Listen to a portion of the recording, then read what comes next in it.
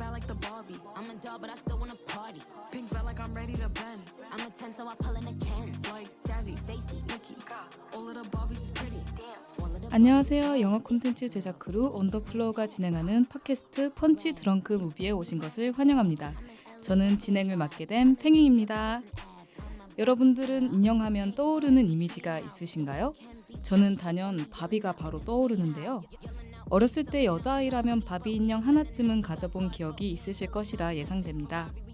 그런 의미에서 오늘 다뤄볼 영화는 장안의 화제를 모으고 있는 영화죠. 바비입니다. 마고 로비와 라이언 고슬링의 화려한 캐스팅과 더불어 영화 작은 아씨들로 큰 호평을 받았던 그레타 거익 감독, 그리고 중독성 강한 OST까지 많은 분들의 관심을 받고 있는 영화입니다. 영화를 본격적으로 알아보기에 앞서서 영화 바비에 대해 함께 이야기 나눌 패널 분들을 소개하겠습니다. 오늘 방송은 조금 특별합니다. 새로 모시게 된 사기분들과 함께 녹음을 진행하는데요. 다다님과 저 빼고 녹음이 처음이시니 긴장되실 텐데 부담 갖지 마시고 편안하게 자기소개와 앞으로 온더풀 활동에 대한 귀엽고 깜찍한 포부 한마디 부탁드리겠습니다. 네, 안녕하세요. 저는 온더플로어 사기에 합류하게 된 초이입니다.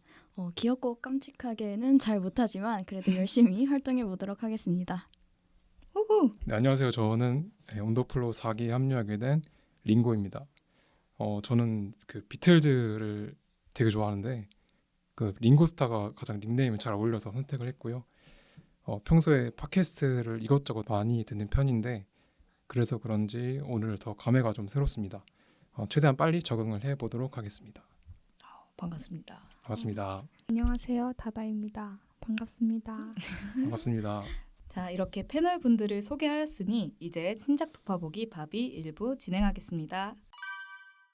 본격적으로 1부를 시작하기에 앞서서 여러분들께 물어보고 싶은 것이 있습니다. 여러분들은 어렸을 때 바비 인형을 갖고 놀아본 적 있으세요? 아니면 어렸을 때 가지고 놀던 특별한 인형이나 장난감 같은 것들이 있으신가요? 저는 바비 인형도 있긴 있었는데 그 콩순이 인형을 되게 좋아했어가지고 시리즈별로 제가 모았던 기억이 있거든요. 혹시 초이님은 갖고 놀던 인형 같은 게 있으신가요? 저도 바비 브랜드인지는 모르겠는데 바비와 굉장히 비슷한 인형들을 가지고 인형극을 했던 기억이 있어요. 국룰이죠. 그쵸, 미미 그쵸. 아니에요? 미미 인형? 그러네. 맞는 것 같아요. 시크릿 주주. 시크릿 주주도 네, 유명하죠. 그 저도 콩순이 인형, 바비 인형, 곰돌이 인형 다 좋아했고요. 네. 그 저희 특히 그 콩순이 냉장고 알아요? 알죠. 그 CM송도 누르면 있잖아요. 물 나와요. 그쵸. 알죠. 아직도 맞아요, 집에 맞아요. 인형이 많아요. 오, 진짜요? 마음만 아직 7살이어가지고 피터팬이죠, 저희는 모두. 그쵸. 근데 제가 콩순이를 몰라가지고 한번 찾아봤는데 네네. 좀 무섭던데요. 아. 약간 애기가 약간 눈이 이렇게 땡그래가지고 귀여운 아이한테 그러시면 안 되죠. 죄송합니다. 네. 홍수 인형 좋아했단 말이에요. 그러니까. 네. 저는 그 아쉽게도 바비 인형은 가지고 놀아본 적이 없고요. 그쵸. 저는 초6 때 잠깐 프로 레슬링에 빠져가지고 그때 오. 레슬러 피규어들 모아가지고 막, 하긴 피규어. 네, 서로 싸움 붙이고 맞아요. 그렇습니다. 거의 남자들의 약간 여자들의 인형극이 있으면 남자들은 피규어 갖고 많이 그렇죠, 하더라고요. 그렇죠. 그렇더라고요. 이렇게 영화에 대해서 본격적으로 살펴보기 전에 가볍게 인형 이야기를 해보았는데요. 어렸을 적 추억을 되짚다 보니까 영화 바비에 대해 더욱 몰입해서 코너를 진행할 수 있을 것 같습니다. 그렇다면 이제 본격적으로 영화 이야기를 해보면 좋을 것 같은데요. 오늘 신작 토파보기 1부에서는 바비의 전반부, 중반부 스토리에 대한 이야기를, 2부에서는 바비의 후반부 스토리를 비롯한 연출, 그리고 영화와 관련된 다양한 이야기를 나누어 보도록 하겠습니다. 먼저 영화의 전반부에 대해 다루어 볼 텐데요. 초이님, 바비의 전반부 내용은 어떤가요? 네, 모든 것이 완벽한 바비랜드에서 바비들 그리고 켄들과 즐겁게 하루하루를 살아가던 바비는 어느 날 갑자기 죽음에 대해 생각하게 됩니다. 그리고 다음 날 입냄새가 느껴지고 샤워를 하는데 찬물을 맞는 등 평소와 다른 일들이 일어나는데요. 심지어 항상 하이힐을 신는 것처럼 까치발이었던 발이 바닥에 내려앉고 다리에 셀룰라이트까지 생겨버립니다. 바비는 이를 해결하기 위해 이상한 바비를 찾아가는데요. 이상한 바비는 바비에게 현실 세계에서 널 가지고 노는 소녀의 슬픈 감정이 너에게 전해져 벌어진 일이라며 소녀를 직접 만나봐야 한다고 합니다. 네. 이렇게 바비의 전반부 스토리를 들어보았는데요. 혹시 그럼 여러분들 바비 전반부 어떻게 보셨나요? 인상 깊었던 장면이 있으신가요? 네, 아무래도 그 스페이스 오디세이의 오프닝을 이제 패러디한 장면이 기억에 남는데요. 네. 제가 그 영화를 보진 않았지만 워낙에 유명해서 알고는 있었는데 네, 재밌더라고요. 저는 바비가 그 개봉하기 전부터 꽤 기대하고 있던 작품이었어요. 왜냐하면 그 핑크색 페인트가 생산 맞아요. 중단이 될 정도로 정말 핑크색을 많이 썼다고 얘기를 많이 들어가지고 그 역시 영화를 보니까 세트장에 정말 돈을 많이 썼구나 맞아요. 라는 생각이 들었고 정말 약간 저희 어릴 적 여자아이들의 그 꿈의 궁전 같은 느낌 아시죠? 맞죠. 약간 제가 이제 과거형으로 핑크를 좋아했던 7세 여아로서 정말 가슴이 두근거리고 네네. 소품 장난감 이런 걸 보는 걸 너무 좋아해서 약간 그런 거 있잖아요. 마트 가면 뭔가 국룰로 초딩 여자아이들 코너 한번 들고 아, 오는 맞죠, 그런 맞죠. 느낌으로 네. 영화를 되게 즐겁게 봤습니다. 맞아요. 저도 개인적으로 영화 첫 장면 진짜 중요하게 생각하는데 딱 말씀해주신 것처럼 2001 스페이스 오디세이를 오마주했더라고요. 근데 그 오마주했던 장면이 인간이 처음 도구를 사용하기 시작했던 순간부터 우주선으로 넘어가는 순간이잖아요. 그래서 그쵸. 그게 인간이 얼마나 발전했느냐를 딱 보여주는 장면인데 그 장면이 바비가 얼마나 세상에 큰 발전을 일으켰느냐 그거를 딱 강조했던 전반부를 딱 압축해 놓은 것 같아서 좀 재밌게 봤습니다. 여자애들이 그 인형을 다 깨부시는데 뭐 저게 뭐람? 뭘 의미하는 거지? 하면서 봤던 기억이 막 나네요. 저도 인상 깊었던 장면이 뽑아보자면 역시 오디세이 장면인 것 같은데 그 장면이 의미하는 바가 저는 좀 크다고 생각해요. 예전에는 인형을 가지고 엄마의 역할만 했던 애들이 그걸 다 부수고 바비라는 새로운 인형을 받아들이면서 자신의 역할의 틀을 깨부수는 듯한 그런 느낌이 들었어서 되게 인상 깊게 봤던 기억이 납니다. 그러면 바비에서 또 빼놓을 수 없는 것이 마고 로비랑 라이언 고슬링 배우에 대한 얘기잖아요. 영화에서 두 배우의 스타일이나 뭐 연기 같은 거 어떻게 보셨나요? 일단 저는 정말 마고로비가 너무 예쁘고 약간 딱 보자마자 첫 장면부터 이 바비는 마고로비 아니면 누가 이 역할을 할까라는 생각이 들 정도로 정말 어울렸다 생각을 합니다. 제가 또 찾아봤는데 그 출연료가 160억이래요. 우와. 그만한 가치가 있었다. 라는 생각이 들고 그리고 의상 같은 경우도 되게 진짜 인형극에서 보여준 듯한 제가 진짜 갖고 놀던 그런 옷이었잖아요. 네네. 그것도 구현을 정말 잘했다고 생각을 합니다. 금발이 어쩜 그렇게 잘 어울리는지 모르겠어요. 맞아요. 진짜로. 저는 그 라이언 고슬링을 라라랜드에서 굉장히 인상 깊게 봤었는데 그 바비에서는 금발로 나오잖아요. 맞아요. 근데 그 금발이 어찌나 어색하게 보이던지. 진짜 가발 같지 않아요? 맞아요. 아, 근데 아무래도 그게 진짜 인형 머리 같았어요, 진짜. 오히려 그게 더 잘 어울렸던. 그 해외에서는 그 라이언 고슬링이 맨 처음에 캐스팅 됐다는 소식을 듣고 반대가 굉장히 많았다고 해요. 진짜요? 예. 나이도 실제로 좀 많은 편이고 맞죠, 하니까 맞죠. 안 어울린다는 그런 시각이 있었는데 막상 영화가 개봉하고 나니까 다들 이제 호평으로 돌아섰던. 맞아. 마고 로비가 31살이고 라이언 고슬링이 40인가 네. 그럴걸요? 진짜요? 제가 알기도. 우와. 그래서 그 나이에는 관리 엄청 잘한 것 같긴 해요.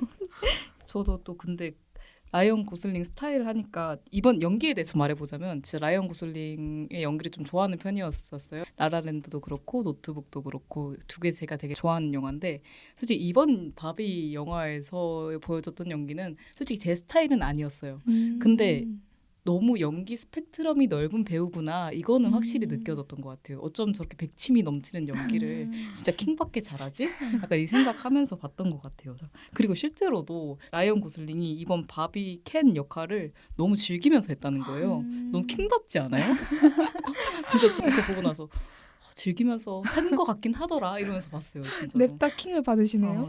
좀 많이 근데 킹받았어요. 이번 전 영화. 오히려 약간 라이언 고슬링 연기를 더 잘했다 생각이 드는 게 이 바보같이 되게 나왔잖아요. 네. 근데 사실 이 감독이 전해주고 싶었던 거를 의도한 바를 잘 연기를 해주지 않았나. 그래서 저희가 느끼지 않았나 싶어서 맞아요. 좀 솔직히 연기 잘했다고 생각을 합니다. 그 허세 가득한 바보. 맞아. 그게 너무 약간 귀엽기도 하고 네. 네, 재밌었던 포인트가 아니었나 맞아요. 싶습니다. 그리고 저는 연기하면 또 전 마고 로비가 진짜 연기 이렇게 잘하는지 몰랐어요. 그 얼굴 근육을 진짜 잘 쓰는 거예요. 눈썹 사이나 입술들의 떨림이나 눈의 떨림이나 이런 거 너무 잘 써가지고 와 감정선 연기 진짜 잘한다 이러면서 봤던 기억이 있어요. 그리고 약간 솔직히 인형을 연기할 일이 잘 없잖아요. 네, 그렇죠. 인형과 사람의 경계를 약간 넘나들게 연기를 되게 잘해서 약간 오히려 더 몰입감이 더 있었던 것 같아요. 그러면 그 초이님은 혹시 그 배우들 연기 어떻게 보셨어요? 저는 마고 로비를 바빌론 영화에서 진짜 재밌게 봤거든요. 거기 그 영화에서의 연기가 진짜 좋아요. 근데 바비에서도 그 처음 초반부에 하이 바비 하는 부분 있잖아요. 맞아요. 그쪽에서 마고로비 입꼬리가 진짜 인형 같은 맞아요, 진짜. 그 느낌이라서 이 영화에서도 역시 마고로비가 마고로비 했다 이 생각하면서 봤습니다. 그거 너무 중독성 있지 않아요? 하이 바비, 하이 맞아요. 켄 하는 거 맞아요, 너무 맞아요. 중독성 있어가지고 계속 따라했던 또 기억이 그거- 나네요. 그거 아세요? 그 원래는 갤가도시 주연 후보로 올랐다가 근데 그 진짜요? 스케줄상으로 안 됐다고. 아. 몰랐어요. 네, 마고로비가 그 영화의 제작자거든요. 아 진짜요? 근데 그 제작자로서 갤가도스를 캐스팅하려 했으나 네. 스케줄상 안 됐고 결국 자기가 하게 됐는데 아, 예, 결국에는 뭐 신의 한 수가 되지 않았나. 맞아요. 와. 마고로비만큼 잘 어울리는 배우 그쵸. 없었을 것 네. 같아요. 그쵸, 저도 그쵸. 그렇게 생각합니다. 그러면 이제 영화 바비의 세계관에 대해서 조금 더 자세히 이야기해 보면 좋을 것 같은데요. 영화 초반부에서 특히나 바비랜드의 세계관이 잘 드러나는 것 같은데요. 혹시 그 인상 깊었던 세계관의 설정 같은 거 있으신가요? 저는 이상한 바비 캐릭터가 진짜 현실적이라고 생각했어요. 맞아요. 그렇죠, 그렇죠. 저 어렸을 때도 갖고 놀던 인형 중에 진짜 멀쩡한 게 거의 없거든요. 그래서 이상한 바비를 보는 순간 좀 미안하다. 내 인형이다. 내가 어렸을 때 갖고 놀던 인형들아 미안하다. 맞아요. 그런 애들 꼭 있어요. 인형에다가 다 낙서하거나 머리 자르거나 그런 맞아요, 사람들 맞아요. 꼭 있어요. 근데 저는 실제로 음식을 먹거나 샤워하지 않는 장면들이 있잖아요. 저희가 이제 네네네. 인형놀이 할 때 컵을 그냥 입에 대기만 하는 것을 와 음. 물 마신다 이러잖아요. 맞아요. 그런 게 실제로 영화로 나오는 게 너무 재밌었고 일단 약간 되게 디테일하다고 생각을 했었고 또 이제 후에 현실 세계로 넘어갔을 때는 물을 맞거나 그때 물을 마실 수 있잖아요. 네. 그런 것도 되게 또 재밌었던 것 같아요. 그 바비랜드와 현실을 왔다 갔다 하면서 나오는 그런 연출들 또 그 발 뒤꿈치가 들려 있잖아요. 아, 맞아요. 맞아요. 그래서 그걸 보면서 정말 생각해 보니까 내 바비 인형도 뒤꿈치가 음. 들려져 있었던 것 같기도 맞아요. 하고라는 생각이 좀 들었어요.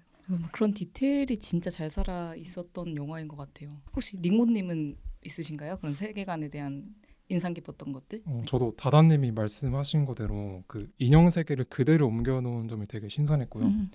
그 예고편 볼 때만 해도 그냥 바비의 세계를 비유한 거구나라고 생각했는데 실제로 옮겨놓을 줄 몰랐어가지고 맞아요. 그런 물을 마실 때 물이 안 나고 이런 것도 되게 신선했고 네, 인상 깊었습니다. 그거니 갑자기 생각나는 건데 저는 밥 먹을 때 인형을 옆에 앉혀놓고 걔한테 막 밥을 먹였었거든요. 그래서 학대 아닌가요? 너무하신 것 같은데. 그랬다가 그 밥풀 막 입에 다 묻혀놓고 막 그랬던 기억이 또 나기도 했습니다. 전 인형이랑 샤워도 했어요. 어머, 그거 기본 아닌가요? 저는 기본이에요? 그쵸. 기본이죠. 맨날 기본이죠. 샴푸로 머리 깎고 저는 정말이에요? 앞머리도 잘라주고 막 그랬었어요. 저 노리시는 거 아니죠? 진짜예요. 진짜요? 그렇게 진짜예요. 놀았었습니다. 그래서 생긴 저는. 게 이상한 바비다. 탄생이 그렇게 되는 거죠. 그렇습니다. 그리고 저는 그 아까 전에도 약간 하이 바비 하이 켄 한 그거 있잖아요. 그래서 모두 다 바비 켄 이런 게 너무 또 재밌었던 것 같아요. 서로 인사하는 장면 이게 너무 약간 즐거워 보인다고 해야 되나? 진짜 약간 환상의 세계 같은 느낌? 그것도 재밌었던 것 같아요. 그렇다면 지금까지 영화 바비의 전반부 스토리에 대해서 좀 다양한 이야기를 나누어 보았는데요. 이야기를 나누면서 이 바비의 세계관을 더욱 깊게 이해할 수 있었던 것 같습니다. 이제 바비의 이런 세계관에 대한 이해를 바탕으로 본격적으로 사건이 진행되는 중반부에 대한 이야기를 해보는 것이 좋을 것 같습니다. 링고님, 바비 중반부의 스토리는 어떻게 되나요? 네, 이상한 바비의 말을 듣고 바비는 현실 세계로 떠납니다. 바비의 차에 몰래 타고 있던 켄도 함께 현실 세계로 가는데요. 바비랜드와 달리 현실 세계는 가부장제라는 남성주의 개념이 있는 곳이었습니다. 켄은 이러한 현실 세계에 빠져 바비랜드로 돌아와 켄덤을 만듭니다. 한편 마텔사에서 다시 박스 포장될 위기에 빠진 바비는 겨우 도망칩니다. 이때 마텔사 비서 글로리아는 바비가 찾아온 사람이 자신이라는 것을 깨닫고는 차에 바비를 태우고 바비는 글로리아와 그녀의 딸 사샤를 바비랜드로 안내합니다. 네, 이렇게 또 중반부 스토리까지 되짚어 보았는데요. 그렇다면 또 여러분들, 바비의 중반부 스토리는 어떻게 보셨나요? 저는 일단 초반부가 완전 바비랜드잖아요. 네네. 핑크색으로 도배된 음. 바비랜드인데 시각적으로 피곤했다 할까? 약간 오, 그런 게 진짜요? 있어가지고 네. 핑크 지옥 느낌? 그래가지고 음. 중반부에서 현실 세계로 넘어갈 때 숨통이 좀 트이는 그 정도? 느낌이었어요. 예. 네. 저는 그 바비가 사샤를 처음 만날 때 사샤가 막 바비에 대한 혹평을 막 늘어놓으면서 맞아요, 맞아요. 마지막으로 이 눈치 파시스트야 막 이러잖아요. 말넘심이야 진짜. 그러니까요. 그래서 그거 파시스트라니. 보고 너무 심한데? 그랬는데 바비가 나중에 앉아가지고 올 때 나보고 파시스트래 이러는 거 보고 바비도 파시스트를 아는구나. 싶어서 똑똑하잖아요, 좀, 바비들. 그러니까 좀 웃겼어요. 저는 그 바비랜드가 캔덤으로 바뀐 게 조금 기억에 남았는데, 근데 사실 약간 아쉬운 점은 어떻게 캔덤이 됐는지가 안 나와서 맞죠. 그냥 바비가 오자마자 바로 바뀌어버렸잖아요. 네. 그게 조금 아쉬웠던 것 같아요. 저도. 그리고 온통 핑크색이었던 그런 바비랜드가 어떻게 한순간에 며칠도 안 돼서 바로 캔덤으로 바뀔 수 있는지 그게 맞아요. 조금 아쉬웠고, 하나 더 아쉬운 거는 차라리 캔덤으로 바뀌었으면 좀 색감도 핑크색이 아니라 뭐 다른 색깔로 하던가 뭐 초록색이나 파란색을 한다던가 시각적으로 좀 바뀌었으면 좋을 것 같은데 자잘한 소품들만 바뀌다 맞아요, 보니까 뭔가 맞아요. 확 와닿지도 않았던 것 같아요. 왠지 바비랜드가 다시 돌아올 것 같은 느낌이 더 들어서 그 부분이 조금 아쉬웠다. 맞아요. 아마 저는 그 세트장에 들었던 비용이 너무 많았기 때문에 그렇게까지 그러네요. 시각적 변화를 그쵸. 주지 못한 게 아닐까라는 생각이 또 듭니다. 아니 또 이해가 안 가긴 해요. 그렇게 똑똑한 바비들이 어떤 과정을 겪어서 갑자기 그렇게 세뇌가 됐는지 저도 그 부분이 진짜 이해가 안 갔고, 바비랜드에서 현실 세계로 넘어가는 그 연출 있잖아요. 막 비행선 타고 뭐 수영도 하고 뭐 롤러블레이드 타고. 맞아, 롤러블레이드 타고 그 장면도 되게 저는 귀엽게 봤던 기억이 있습니다. 약간 역시 바비는 상상력과 창의력이 맞아요. 돋보이는 영화다라는 생각을 했던 것 같아요. 그 장면에 대해서 이야기해보는 것도 좋을 것 같은데요. 그 바비가 마텔사에서 도망을 치잖아요. 그렇게 도망을 치다가 뭐 신비로워 보이는 할머니 한 분을 만나는데 이 장면 어떻게 보셨어요? 저는 솔직히 말해서 나중에 한 번 더 나오겠다 이러면서 저는 봤던 기억이 있어가지고 여러분들은 어떻게 생각하셨나요? 저는 예상은 못했고요. 그 범상치 않은 인물이다라는 거는 알았는데 결말에 다시 등장하리라고는 예상하지 못했습니다. 오, 그렇구나. 예상하셨나요, 다들? 저도 막 중반부 초반부에 너무 자극적인 시각들이 많아가지고 그냥 보면서 할머니네? 그냥 이 정도 생각만 하고 좀 그랬던 것 같아요. 저도 방금 초이님이 말씀하신 것처럼 그렇게 막 큰 인물이라는 생각이 별로 안 들었던 것 같아요. 왜냐하면 진짜요? 그 총 바비 영화 동안 한 2번 정도 나오는 걸로 알고 맞죠, 있거든요. 맞죠. 그 중반부에 한 번이랑 결말쯤에. 결말에 한 번 나오잖아요. 바비를 위로해주는 그냥 수호신? 그런 잠깐 스쳐 지나가는 수호신 느낌으로만 받아들였고, 그렇게 중요한 인물인지는 뭔가 판단을 못했던 것 같아요. 저는 수호신 얘기하니까 또 드는 생각이 그 할머니가 약간 의도적으로 바비 구해주려고 이쪽으로 약간 통로를 열어준 것 같은 게 아닌가, 그러니까 합리적으로 의심을 또 했었습니다. 네. 근데 지금 생각해 보면은 좀 그러려고 나왔던 게 아닌가. 맞죠. 너무 뜬금없었어요. 갑자기 열었는데 할머니분이 그 평화롭게 막 뜨개질하고 있었나? 맞아요. 뜨개질하면서 뭐 어쩌고 저쩌고 하면서 뭐 바비에게 인생 조언을 해주고. 너무 냅다 등장해버려가지고 약간 방심도 못하게 갑자기 온화한 풍경 이러면서 뭐지 이 장면은? 뭐지? 이러면서 그래서 한 번 더 나오겠군 이러고 저는 넘어갔던 기억이 있습니다. 아까 전에 그 캔덤에 대해서 아쉬운 부분이 한 번 나왔었잖아요. 그래서 캔덤에 대한 이야기를 조금 더 집중적으로 해보면 좋을 것 같은데, 약간 이 캔덤으로 바뀌는 설정에 대해서 여러분들의 의견을 더 듣고 싶습니다. 혹시 초이님은 캔덤에 대해서 어떻게 생각하셨어요? 그 켄이 진짜 말 그대로 가부장제라는 단어를 적나라하게 말하면서 등장하잖아요. 근데 오히려 그 바비가 너무 비현실적이고 환상적인 이야기를 하고 있었기 때문에 오히려 이거를 노골적으로 이야기할 수 있었다고 생각해요. 만약에 켄이 그 가부장제에 대한 이야기를 은유적으로 막 애매하게 드러냈으면 그게 오히려 더 이상하지 않았을까 맞아요. 싶기도 해요. 오히려 더 부정적으로 다가왔을 것 같기도 하네요. 약간 아니 켄 너무 가부장주의 무세야. 가부장주의라니. 근데 약간 가부장주가 잘 모르는 것 같아요. 네, 맞아요. 잘 모르는데 가부장이 약간 그냥 멋있어 멋있어 보여가지고, 보여서 예. 그냥 맞아요. 따라하려고 하는 것 맞아요. 같아요. 사실 가부장제를 제도를 도입하려면 그에 대한 책임감도 그쵸, 있는데 그쵸. 그냥 놀기만 하잖아요. 그냥 사실. 맞아요. 그러니까 그냥 남자가 짱이야. 약간 그쵸. 이런 느낌으로 가부장주의를 이해하는 것 같아가지고. 그래서 약간 그죠. 책을 한 권 읽은 사람이 제일 무섭잖아요. 맞아요. 딱 그게 켄을 보면서 딱 드는 생각이었어요. 아 맞아요. 혹시 링고님은 또 어떻게 보셨어요? 저는 그 극중에서 위기에 해당하잖아요. 바비랜드에서 캔덤으로 넘어가는 장면이. 그렇죠. 완전 위기죠. 그래서 그런 극적인 위기를 만들기 위해서는 불가피한 설정이었다고 보고요. 그리고 그 바비랜드에서 캔덤으로 바뀌는 과정에서 바뀌는 변화들을 뭐 찾아보는 재미가 있었어요. 뭐 말이 등장한다든지 자동차가 갑자기 막 맞아요, 여기저기 맞아요. 있고 그런 변화들을 살펴보는 재미가 좀 있었던 것 같습니다. 맞아요. 말하니까 말씀드리고 싶은 게 저는 상징성에 대해서 또 다시 되돌아보게 되더라고요. 바비랜드는 뭐 핑크색으로 도배되어 있고 캔덤은 주로 아까 말씀해 주셨다시피 말을 내세워서 약간 자신들의 세계관을 상징하는 듯한 느낌을 주는데 그래서 어쩌다 우리는 이러한 상징성을 갖게 되었을까라는 저는 의문이 들기도 했거든요. 그래서 저도 모르게 내 안에는 편협한 생각들이 아직 그쵸. 많이 남아있구나라는 생각을 했던 것 같아요. 그렇죠.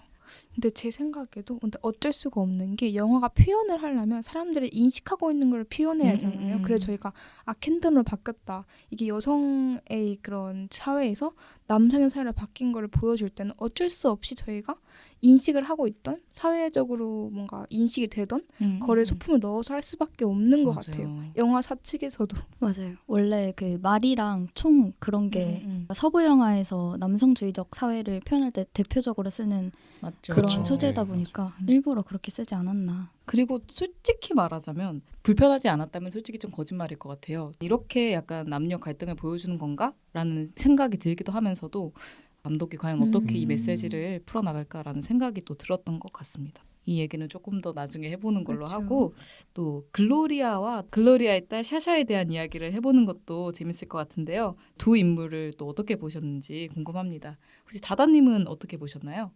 저는 일단 그 샤샤가 불러낸 게 아니라 그 엄마인 글로리아가 바비를 불러냈다는 맞아요. 점이 되게 독특한 설정이라고 생각을 했었어요.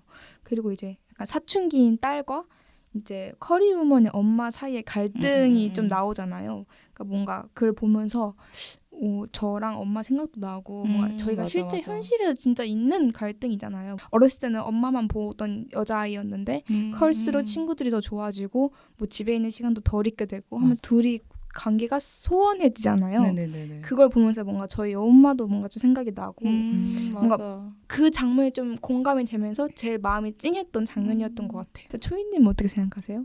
저는 보통 이런 얘기면은 엄마와 딸의 이야기에 집중해가지고 뭔가 이야기를 풀어 나가잖아요. 감동 코드. 그쵸, 네. 그쵸.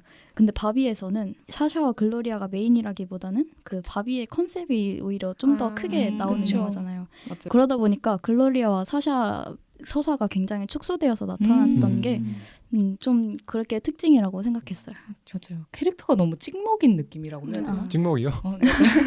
네. 뭘 찍었죠? 살짝.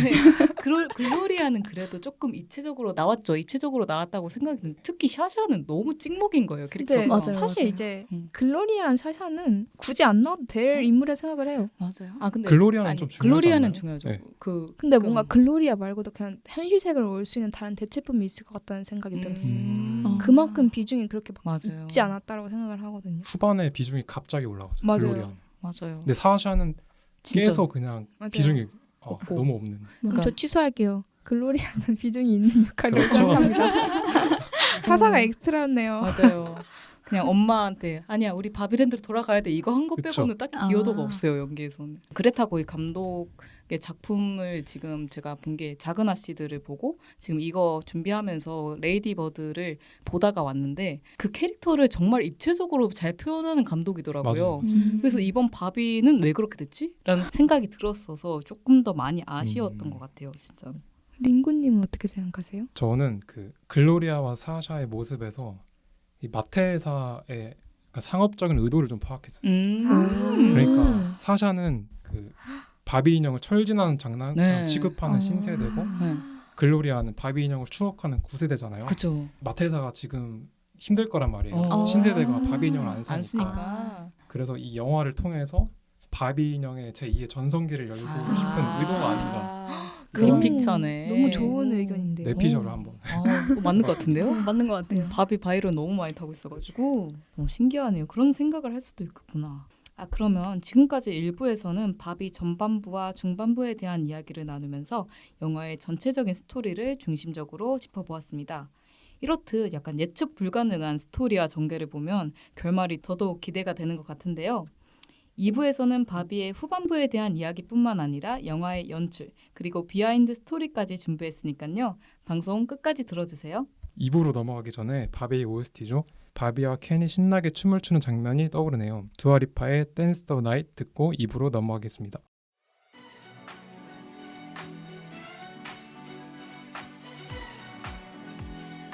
Baby,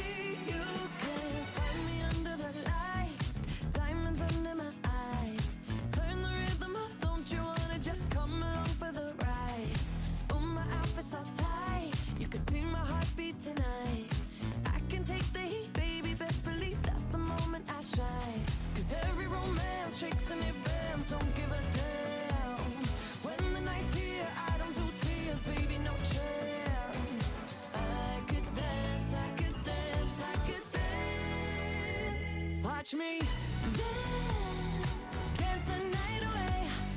My heart could be burning, but you won't see it on my face. Watch me. 자, 신작 특파보기 바비 2부 시작하겠습니다. 앞서 예고했듯이 2부에서는 먼저 바비의 후반부 이야기를 다루어 볼 텐데요. 그렇다면 다다님, 바비의 후반부 줄거리는 어떻게 되나요?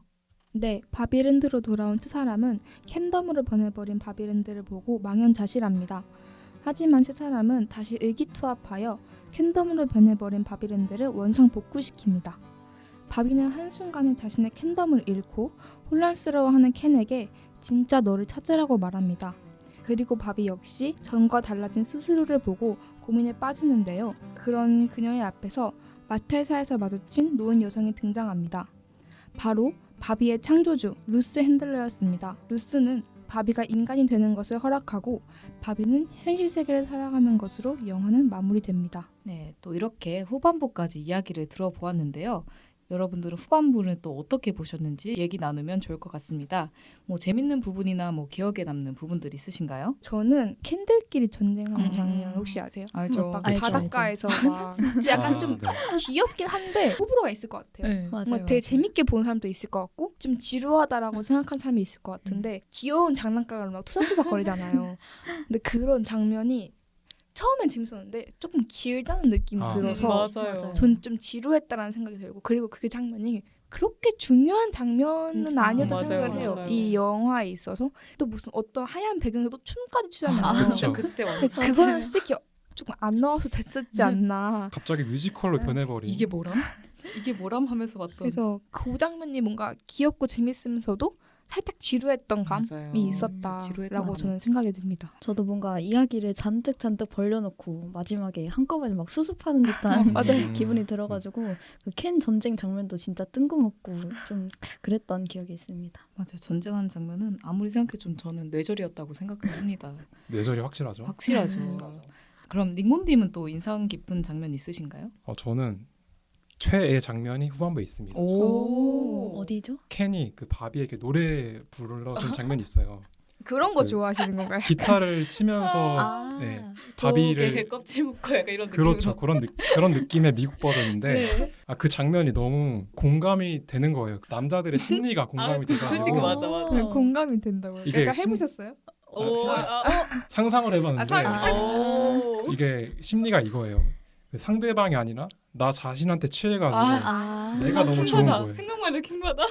노래 부른 내 자신이 너무 좋아가지고 아, 그 허세에 가득한 그런 그쵸. 네, 장면이 너무 웃겨가지고 진짜 웃기긴 했어요, 진짜로.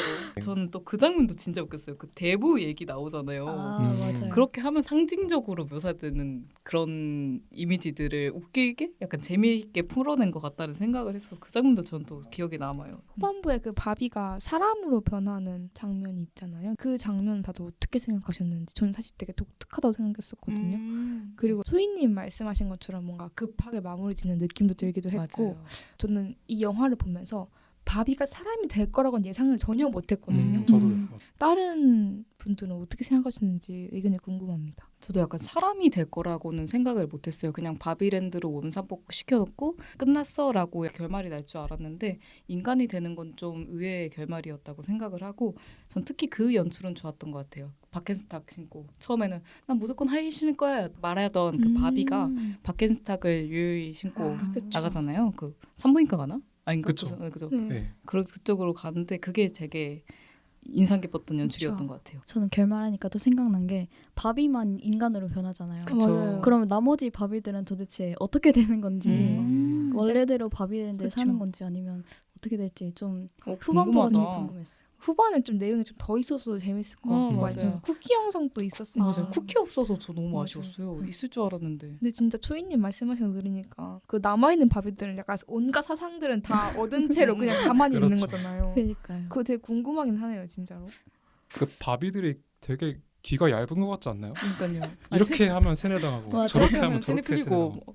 그 약간 좀 웃기긴 하네요. 생각해 보니까. 그렇다면 후반부 인상 깊었던 이야기는 이쯤 하면 좋을 것 같은데 그러면 또 해볼 이야기가 그 후반부에는 이제 켄은 그냥 켄이야라는 문구에 내포한 그 진정한 의미가 드러나잖아요. 그 혹시 이 장면 보기 전에는 어떤 생각을 하면서 그 문구를 보셨는지 궁금합니다. 포스터에 바비는 무엇이든 될 수 있어? 켄은 그냥 켄이라고 적혀 있잖아요. 맞아요. 이에 대해서 또 어떻게 생각하는지 말씀해 주시면 좋을 것 같아요. 켄은 그냥 켄이라는 문구가 이 영화가 말하고 싶은 것 같은데 복합적으로 말하고 싶은 것 같아요. 엄마와 딸에 관한 그런 휴머니즘이나 아니면 바비가 사람이 되는 그런 과정이나 근데 또 페미니즘에 대한 얘기도 나오잖아요. 그쵸. 근데 사실 저가 느끼기에는 너무 복합적이어서 이 문구가 와닿지는 않았던 것 같아요. 맞아요. 와닿지 않았어요. 처음에는 막 바비는 막 무엇이든 될 수 있어 이렇게 얘기하고 켄은 좀 배제되는 그런 맞아요. 역할이었다가 급전개를 하면서 막 켄은 켄이야 이런데 이게 약간 사실 뭘까? 뭔가 생각을 좀 더 해보게 만드는 걸까? 아니면 너무 페미니스트적인 거를 지양을 하기 위해서 조금 다른 거를 넣은 건가? 그런 생각이 뭔가 저는 들었어요. 맞아요. 저도 이 문구 보고 조금 놀랐던 기억이 납니다. 논란이 될 수도 있겠는걸이라고 생각하면서 봤는데 혹시 링고님은 어떻게 보셨어요? 저는 남성 차별적이라고 받아들여지진 않았고요. 왜냐하면 이 바비 세계를 있는 그대로 묘사를 한 거기 때문에 실제로 이 바비 인형 놀이에서 켄은 그냥 병풍이잖아요. 그쵸. 그거를 그대로 묘사한 거니까. 그런데 이제 영화를 다 보고 나니까 이 앞구절, 이 바비는 뭐든 될 수 있어라는 이 구절이 바비가 사는 가상 세계를 묘사한 것 같고, 켄은 그냥 켄이라는 문장은 현실 세계를 묘사한 것 같다는 느낌이 들었어요. 너무 좋은 네, 네. 가상에서는 무엇이든 될 수 있지만 현실은 그렇지 않잖아요. 누구나 유한한데 그런 좋죠. 거를 이제 네. 중의적으로 표현한 게 아닐까라는 생각이 들었습니다. 정말 좋은 의견이네요. 정말 좋은. 혹시 그러면 초이님은 어떻게 보셨어요? 저는 개인적으로 켄은 켄이라는 문구가 일부러 바비는 무엇이든 될 수 있어랑 대조적으로 쓰이지는 않았다고 생각하거든요. 왜냐면은 영화의 초반부에서는 바비와 켄이었다면은 마지막에서 켄은 켄이라고 넘어가잖아요. 그렇죠. 그래서 켄은 켄과 대조되는 언어는 바비와 켄이지 뭔가 바비는 무엇이든 될 수 있어 그거와 대조되지는 않는 것 같아요. 그렇죠. 그래서 켄은 켄이라는 문구가 나온 이유가 켄도 주체적인 삶을 살 수 있게 되는 순간을 담았다고 생각해서 뭔가 그렇게 불편하게는 딱히 생각이 안 들었던 것 같아요. 이렇게 생각하니까 제가 좀 그러니까. 많이 편협했네요. 저는 편협하신데요? 저 편협한 맞아 이러면 안 되는데. 저 이제 편협한 책 한 장 한쪽 읽은 사람이 됐네요. 그렇죠. 이러면 안 그러시면 안 되는데. 됩니다. 저 성장하겠습니다. 아직 멀었네요. 저 이렇게 약간 켄은 켄이야라는 문구에 대해서 또 얘기를 해봤는데 또 후반부에서 가장 많은 분량을 차지하는 장면이 또 캔덤에 세뇌당한 바비들을 원상태로 돌려놓는 장면인 것 같습니다. 혹시 이 장면들 앞에서도 많이 얘기했지만 조금 더 자세히 이야기해보면 좋을 것 같은데요. 그러면 다다님은 혹시 이 장면들 중에서 인상 깊었던 장면 있으신가요? 저는 아까 그 앞에서 말씀하신 것처럼 그러니까 바비들이 굉장히 귀가 얇다라는 생각을 했고 약간 뭔가 좀 귀엽기도 했어요. 원 상태로 돌려놓는 장면에서 글로리아가 막 얘기를 하잖아요. 그런 세뇌시키기 위한 말들. 네. 그걸 약간 한 명 이렇게 납치해가지고 그쵸. 얘기하는 장면이 뭔가 약간 좀 귀엽기도 맞아요. 하고 맞아요. 뭔가 좀 재밌게 표현하려고 한 것 같기도 하고 맞아요. 뭐 목은 안 아팠을까 생각도 들고 굉장히 아팠을 것 같습니다. 두세 명씩 모아도 됐을 것 같은데 굳이 한 명씩 아. 모았을까 싶기도 하고 되게 전 재밌게 봤어요 그 장면을. 혹시 초이님은 또 인상 깊었던 그런 장면들 있으신가요? 이 세뇌시키는 장면에서 결국 바비들이 원 상태로 돌아가잖아요. 그렇죠. 근데 이렇게 되면은 전달하고 싶은 메시지가 뭔가라는 생각이 들었어요. 맞아. 그래서 바비가 얻고 싶었던 게 그냥 브랜드 이미지? 바이럴? 그냥 이런 진짜 그런가? 건지 아니면 진짜 전달하고 싶은 메시지가 정확하게 있었던 건지 좀 헷갈렸던 것 같아요. 저는 개인적으로 이제 갈등을 푸는데 이 푸는 과정에서 설교를 하잖아요. 맞죠. 네. 그런 설교하는 방식이 너무 감독으로서는 쉬운 선택이 아니었나 그런 생각을 했고요. 너무 편하게 했다. 네, 너무 편한 선택이었다라는 생각을 했고 그다음에 글로리아가 일장 연설을 하잖아요. 그렇죠. 네. 근데 전 남자로서 그냥 그렇구나 하고 들었는데 네네. 다른 분은 어떻게 들으셨는지 좀 궁금해요. 저는 상황을 극으로 몰아넣고 있는구나라는 생각을 했어요. 어떻게 보면은 뭐 불편한 현실들이라고 생각을 하는데 그런 상황들을 극적으로 그냥 대놓고 표현함으로써 메시지를 전달하고 또 바비와 켄의 대립구도로 시작해서 결국 켄들이 스스로 자멸을 하는 그런 전개는 현 시대에서도 좀 찾아볼 수 있는 문제점들을 잘 녹여낸 부분이라고 저는 생각을 합니다. 네. 저는 되게 그게 너무 직접적으로 얘기를 해서 되게 놀랐던 게 이게 사실 저희가 사회에서 많이 거론되는 논쟁 중에 하나인데 그걸 대놓고 약간 하는 거가 뭔가 과감함에 일단은 1차로 되게 놀랐고요. 그리고 방금 링구님이 말씀하신 대로 되게 편하게 처리했다라는 것도 맞아요. 들었어요. 사실 좀 행동으로 보여주는 게 좀 더 와닿긴 하는데 맞아요. 말로 했잖아요. 맞아요. 저는 개인적으로 훌륭한 영화는 이게 말이 아니고 이미지나 그런 인물들 행동으로 묘사를 해야 되는데 그렇죠. 말로 이렇게 구구절절 설명을 하면은 그때부터 보기 싫어지고 맞아요. 약간 맞아. 감흥이 떨어지고 이런 게 있잖아요. 맞죠. 그런 감흥이 점에서 떨어지죠. 예, 맞아요. 진짜 바비는 영화 내내 말로 설명하는 게 진짜 많았던 것 맞아요. 같아요. 대사가 너무 많았어. 네. 맞아요. 대사가 진짜. 맞아요. 저는 그 장면부터 뭔가 말이 많다고 했던 게 그 샤샤 처음 아, 만났을 맞아. 때부터 하는 그 단어부터 음. 그냥 직관적으로 다 말을 해버려가지고 그래서 저 솔직히 글로리아가 바비들을 원래대로 돌려놓기 위해서 하는 그 대사들 있잖아요. 네네. 저는 솔직히 아무것도 기억이 안 나요. 아 맞아요. 너무 대사가 많았어서. 졸 뻔했어요. 맞아요. 사실 졸았어요. 보다가 조금 졸았어요. 근데 좀 많이 정보량이 너무 많아서 또 힘들었던 영화였던 것 같습니다. 그렇다면 그 마지막으로 바비가 인간으로 살아가는 영화의 마무리가 있잖아요. 그런 장면에 대해서 한 번 더 얘기해 보면 더 좋을 것 같아요. 이 엔딩 자체에 대해서는 호인지 불호인지 약간 패널분들의 의견이 궁금한데요. 혹시 어떻게 생각하시나요? 엔딩만 보면 뭔가 나쁘지 않은데 이 앞에 있던 얘기랑 엔딩이랑 좀 안 맞는 느낌이 좀 막 강하게 들어서 갑자기 그 바비가 사람으로 온다는 게 사실 뭔가 안 이어지고 너무 좀 맞아. 안 맞는 느낌이 저는 들었어가지고 뭔가 저는 아쉬웠던 것 같아요. 사실 바비가 사람이 된다는 것 자체가 저는 독특해서 좋다고 생각하는데 뭔가 이 영화의 내용과는 조금 아쉽다. 뭔가 그냥 아쉽다. 아쉬운 게 많이 남았던 것 같아요. 맞아요. 근데 바비가 사람으로 변하는 것보다 뭔가 바비랜드를 조금 더 바꾸는 그렇죠. 방향으로 음. 갔으면 맞아요. 어땠을까 하는 생각도 맞아요. 들고 맞아요. 그리고 아까 말했던 것처럼 뭔가 쿠키가 나와서 뭔가 맞아요. 초반에 있었던 스토리들을 더 풀어나갔으면 좋았을 맞아요. 것 같다는 생각이 들어요. 저도 그 다다님이 말씀하시는 것처럼 중반부에서부터 결말로 이어지는 그런 연결고리가 좀 미흡했다라고 생각을 맞아요. 하고요.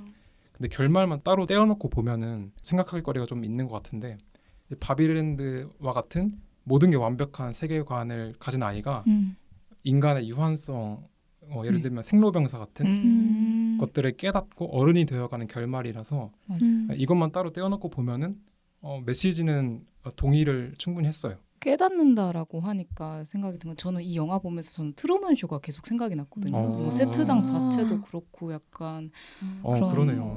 그런 세계관 자체가 트루먼 쇼가 계속 생각이 나가지고 솔직히 결말도 어느 정도 좀 비슷한 부분이 있다고 생각해요. 그렇죠. 자신의 네. 세계관을 깨고 나가는 그런 부분이 있어서 엔딩 자체를 봤을 때는 저는 불호보다는 혹에 가까웠던 것 같습니다. 네. 엔딩만 보면 아까 말씀하신 것처럼 그냥 진짜 바비의 혼자만의 성장 스토리인 게 좀 더 맞지 않았을까.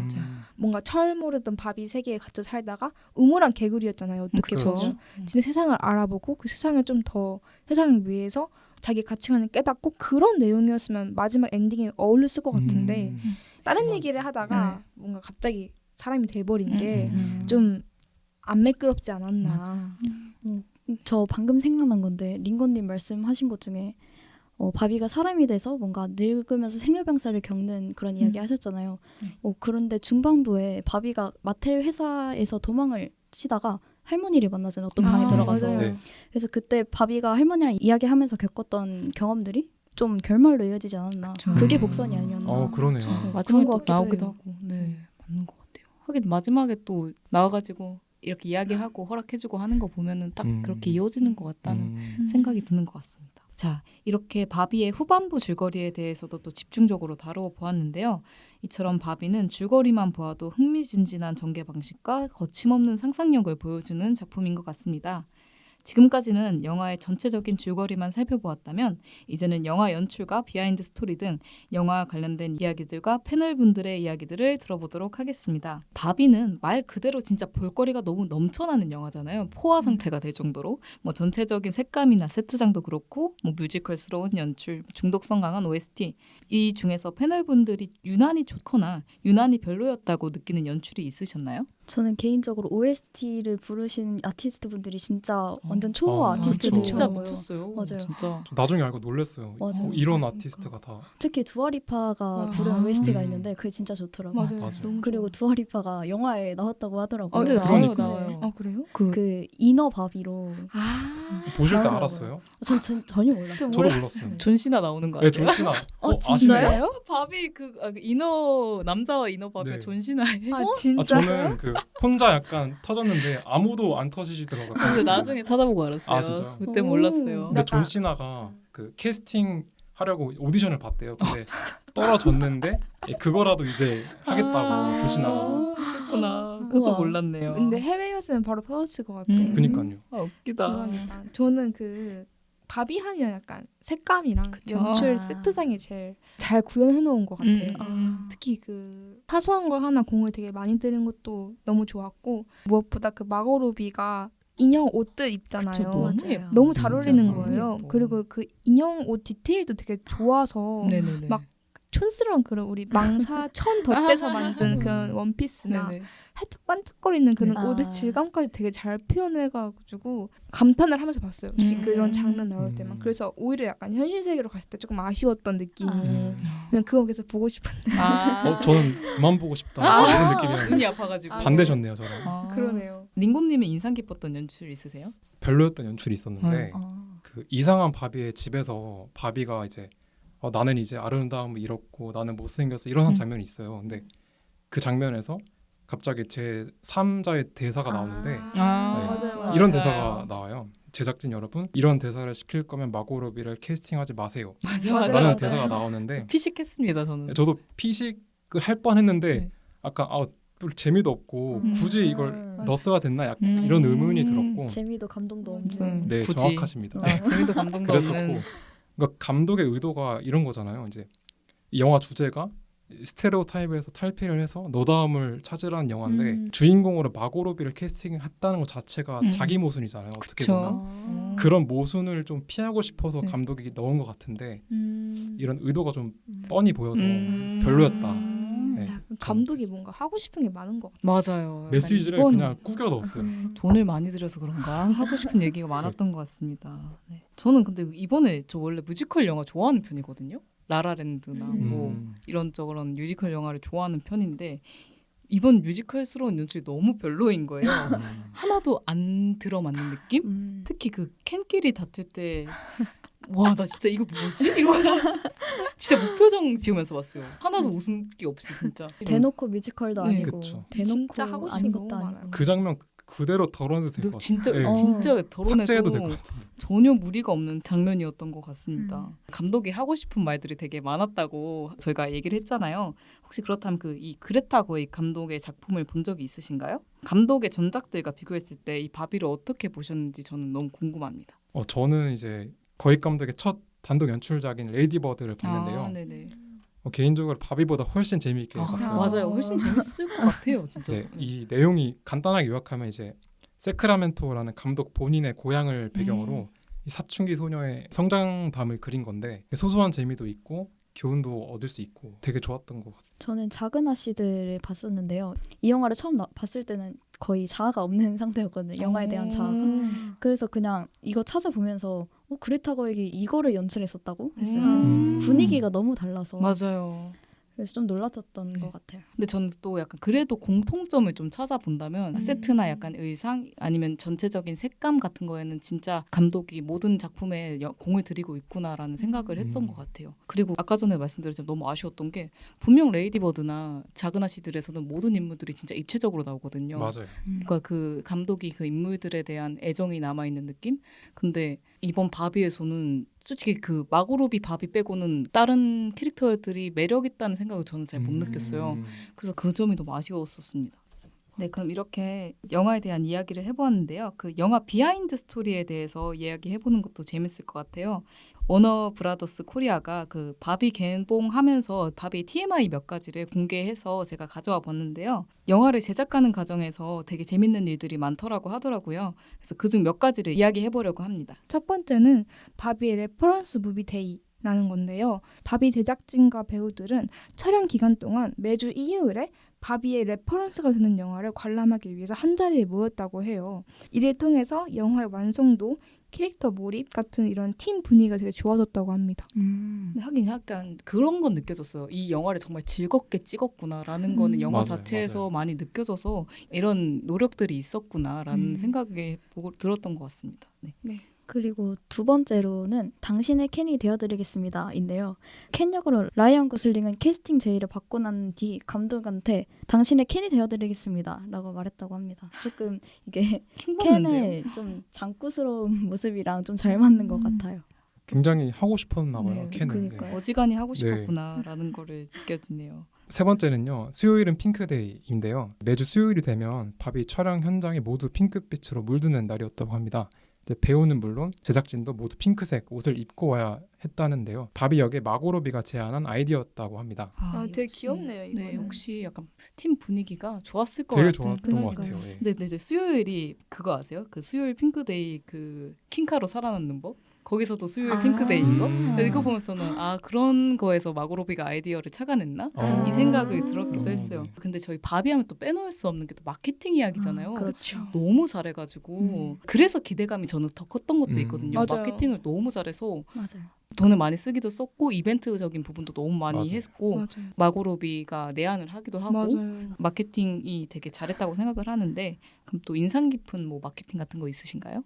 찾아보니까 바비가 되게 큰 캠페인들보다는 작은 브랜드들이랑 콜라보를 되게 많이 맞아요. 했더라고요.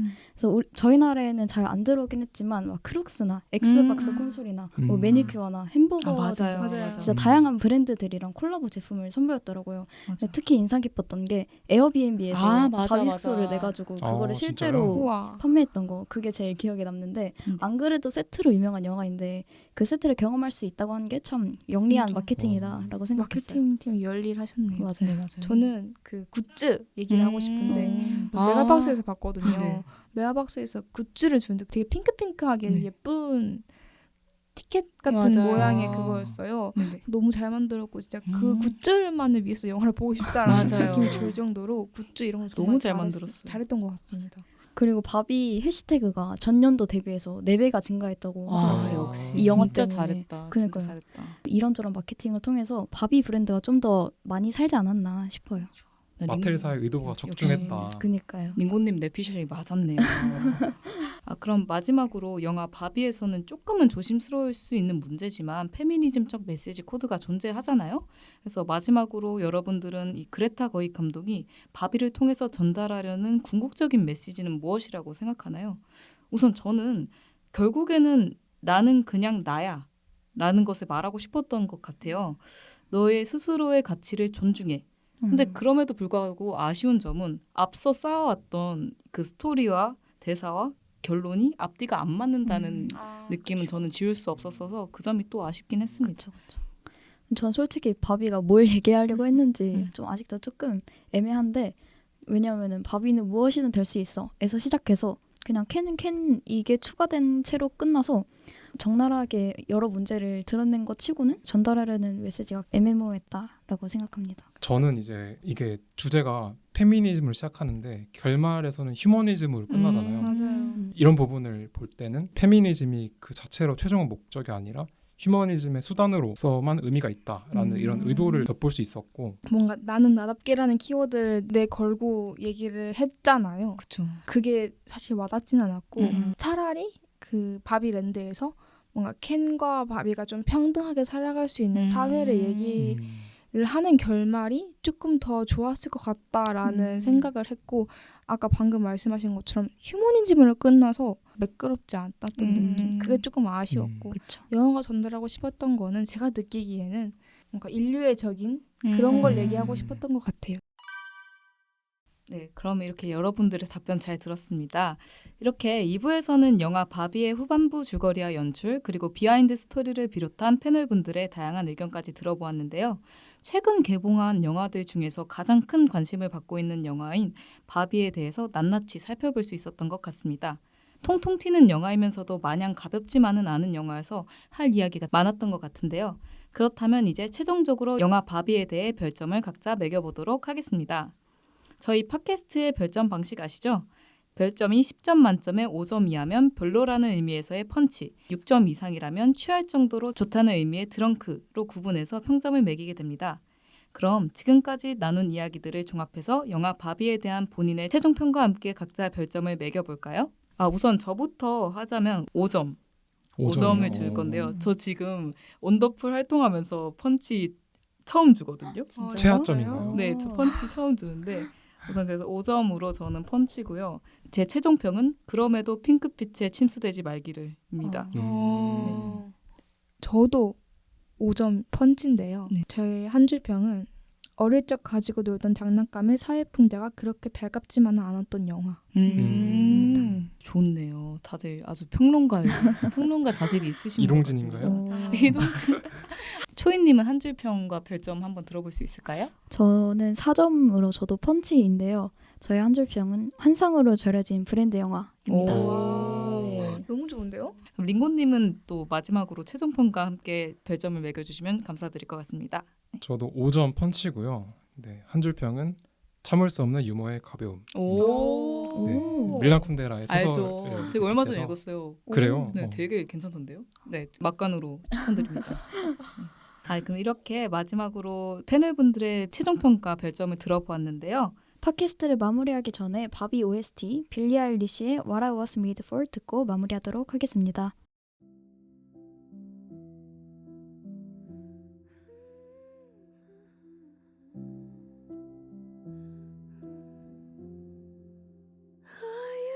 To float, now I just fall down. I used to know, but I'm not sure now what I was made for.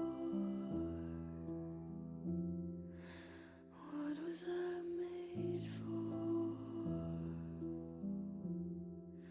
Taking a drive, I was an ideal. Looked so alive. Turns out I'm not real. Just something you paid for. 이번 팟캐스트에서는 신작 톡파보기 바비를 진행해 보았습니다. 그레타 거입 감독은 영화 바비를 통해 당신은 훌륭하다. 그러니 자신을 사랑하라. 라는 메시지를 전달하고 싶었다고 합니다. 파란만장한 바비랜드에서 펼쳐지는 스펙타클한 바비의 여정은 스스로 자신의 정체성을 찾아가는 하나의 주체에 대한 이야기를 하는 듯합니다. 그와 더불어서 화려한 색감과 오감을 자극하는 연출, 그리고 높은 싱크로율을 보여주는 바비랜드의 디테일은 다시금 바비를 떠오르게 하는데요. 저 역시 영화를 보면서 어린 시절 바비 인형을 가지고 놀던 때가 기억이 나기도 했습니다. 여러분들도 눈이 즐거운 영화를 보고 싶으시다면 극장에서 바비를 관람해 보시는 것은 어떠실까요? 그럼 지금까지 진행의 팽잉, 패널의 초이, 다다. 링고였습니다. 다음 시간에 만나요.